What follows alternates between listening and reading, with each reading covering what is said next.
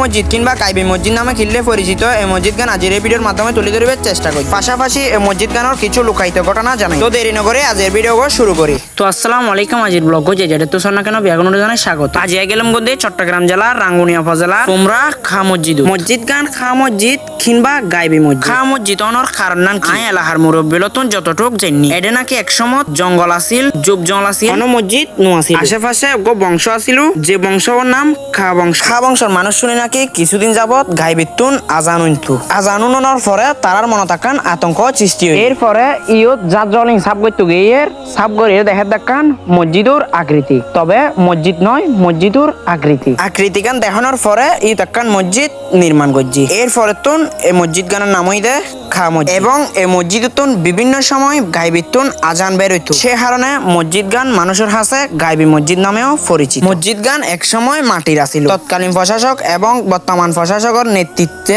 পুনরায় নতুন ভাবে নির্মাণ করে এই মসজিদ। তবে এই মসজিদ গান হত সালত নির্মাণ হয়ে ইয়েন বালা করি কি হই নজানে। কিছু মুরব্বী আগে ইয়েন নাকি 650 বছর আগে নির্মাণ, তবে ফাঁকা ইয়েন নয় মাটির গান। মসজিদ গানত বহুত দূর দূরান্ত মানুষজন আল্লাহর কাছে দোয়া করে, আল্লাহ দোয়া কবুল করে, সে কারণে মানুষের কাছে এই মসজিদ গান বহুত জনপ্রিয়। বিভিন্ন জায়গার বিভিন্ন জাতের মানুষ এই মসজিদ গান সোয়াফ এবং নিয়তের উদ্দেশ্যে। আজকের ভিডিও এই পর্যন্ত ভালো লাগলে শেয়ার করে দিবেন।